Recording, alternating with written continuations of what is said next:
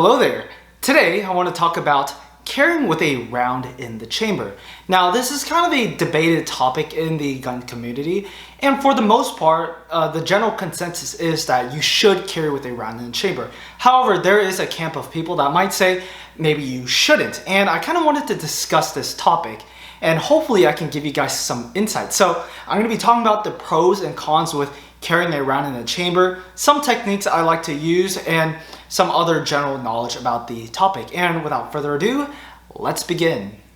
So the main argument for carrying a round in the chamber would be for response time. So if you're going to be drawing your gun, you want it to be able to present your gun as soon as possible and be able to discharge it when you need it. Now, if you didn't have a round in the chamber, you would draw the gun, present, rack, and then shoot. Or some people might say, whenever you draw, rack, and then present. However, that amount of time, you have a possibility of fumbling the slide. You might not pull the slide back all the way and it won't chamber around. And you're gonna have a lot of adrenaline coursing through your veins, and you're gonna have an assailant that might possibly charge at you. And so you're gonna have a lot of situations where you are going to fumble. So by having a round already in the chamber, it does eliminate that little element of human error and allow you to discharge the gun when you need it. So I think that would be the main sort of pro of having a round in the chamber. So when we look at the other side, or at least the camp that says, oh, I don't want to carry a gun with a round in the chamber, a lot of it has to do with safety. And what they might say is, oh, I don't want the gun to go off in my pants, or oh, I don't want to have the gun go off when I don't intend it to. And I think this can be easily mitigated through proper gun safety, the choice of guns, and holster choice. Now, before I begin, I want to ensure that you guys know there's nothing in this gun, no magazine, nothing in this gun pointed in a safe direction. So it is a completely safe gun. So a lot of it has to do with the draw when it comes to the safety. When you're going to draw your gun, you want to make sure you draw with your finger off the trigger, right? So when you draw, finger off the trigger, present, and then put your finger on the trigger and shoot. Now, if you're going to have a lot of adrenaline going through your veins, your heart's pumping, you're sweating, and there's someone coming at you, you might accidentally pull the trigger if your finger was on the trigger. So you do want to kind of just drill into your mind. When you're going to draw the gun, draw with your finger off the trigger and then present it, okay? So just keep that in mind. And another thing too is you want to make sure you have the right holster choice. Right now I carry with a Kydex holster, and there's no way for me to actually pull that trigger. There's nothing for me to send the gun out, and it even blocks me from pulling the slide out. So you do want to go for kind of a Kydex holster or a hard holster. And you can go for leather if you wanted to, but I highly kind of just don't recommend it, to be honest. Just because with leather holsters, it is very pliable, and you have a chance of actually just pulling the trigger straight through that leather holster because it is very pliable. And the same goes for nylon holsters. So you do kind of just want to stick with the harder holsters. I know they can be quite uncomfortable to wear. That's why you can get sort of like hybrid holsters that have leather backings. So do try to stick with harder holster choices.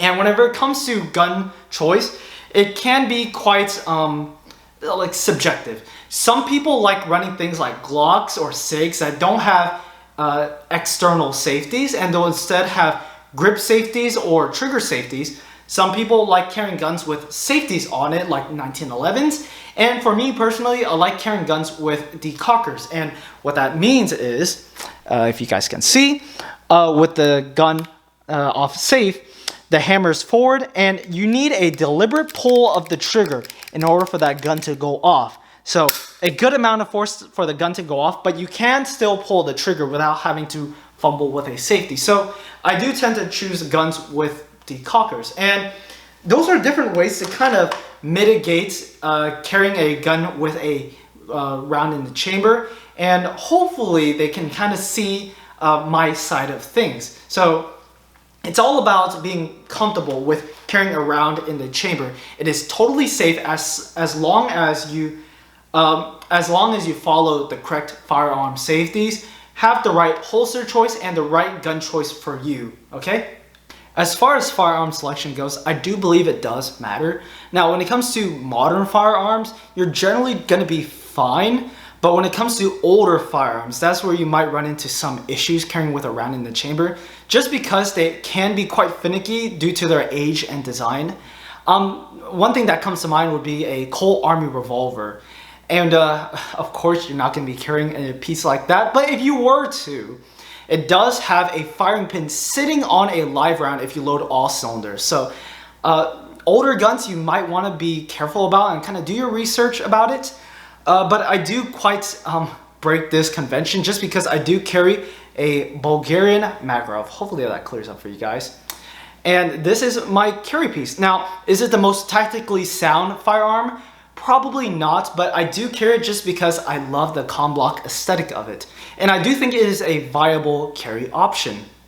Now, the reason I carry it is because I do perceive the Bulgarian Makarov as a safe firearm, and I'll show you guys. So, if you see on the side of this gun, here's the safety, and it's a safety decocker. So, with the hammer back, if you pull the safety lever up, it's going to decock the pistol, and it's going to lock the trigger, lock the slide, and lock the hammer. Now, if you flick it down, it's going to put it into this double action mode. So it's going to take a deliberate pull of the trigger for that gun to go off. And this is usually how I carry the gun. See, deliberate pull of the trigger. Now, of course, if you had the hammer all the way back, it's like a hair trigger. So I do carry the Bulgarian Makarov as my main piece. And it's not going to be the most tactically sound gun out there, of course. And I do recommend you carry something a little more modern, but I carry it because I love it. And I do think it is a viable option to carry. So in short, I do believe that firearm selection does matter. And you do have to do your research about the guns you are going to be thinking about carrying. Now, to kind of put it in perspective of the speed you'll get when drawing with a round in the chamber, let me actually demonstrate to you guys. And before I begin, I want to make sure you guys know there's nothing in the gun itself, no magazine, nothing in the chamber, point it in a safe direction, shoot, and it is safe. So we are working with an empty gun. So let's say we didn't have a round in the chamber, okay? So we'll draw, rack, and then shoot, okay? Now let's say we had a round actually in the chamber, okay? So, ready, go. A lot quicker in the response. And a lot of it also has to do with training. See, if you train all day long, all night long, without a round in the chamber, you might be faster than an untrained person with a round in the chamber. So a lot of it does have to do with training. But generally speaking, if you are practicing and you are working with your firearm, you are generally going to be faster if you have a round in the chamber. So I do advocate for that, and hopefully you guys see kind of like the speed difference between having a round in the chamber versus not having a round in the chamber. And again, I'll demonstrate one more time. So let's say without a round in the chamber, okay? And next with a round in the chamber, okay? So I'll actually start right here. So hopefully you can see the difference, and yeah. Now, if you're going to be carrying a round in the chamber for your firearm, this is how I would go about loading it.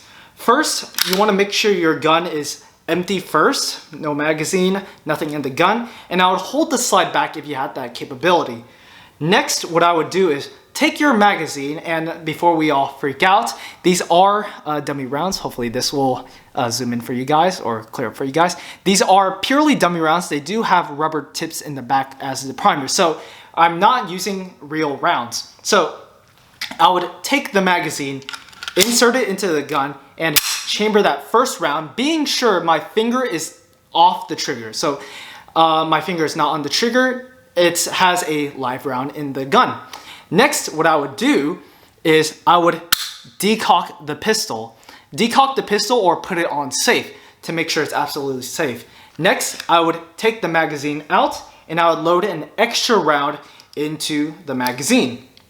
So the carrying capacity for a Makarov magazine is 8 rounds, But if I did have a round in the chamber, I would be able to carry 9 rounds in my firearm. So that's kind of a plus with carrying a round in the chamber. You can carry 1 extra round, and that's how I would go about loading a gun to carry with a round in the chamber. So I've basically discussed all my points I had to say about carrying a round in the chamber. I presented my opinions on why you should and reasons why people might say you shouldn't, and hopefully you guys will make your own informed decisions on the matter. But I do recommend you do carry a round in the chamber, and I'm gonna end this video out showing different draws with a round in the chamber versus having to rack the slide. And hopefully you enjoy this kind of content. If you do, give me a subscription. That's the best way to help me.